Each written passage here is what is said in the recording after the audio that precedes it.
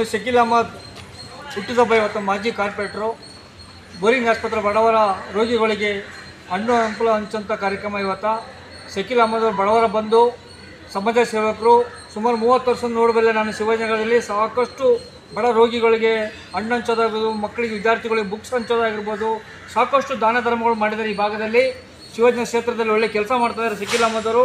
ದೇವರು ಆರೋಗ್ಯ ಐಶ್ವರ್ಯ ಕೊಡಲಿ ಅವರಿಗೆ. ಇನ್ನೂ ಇದೇ ಥರ ಹೆಚ್ಚಿನ ರೀತಿಯಲ್ಲಿ ಕೆಲಸ ಮಾಡಲಿ.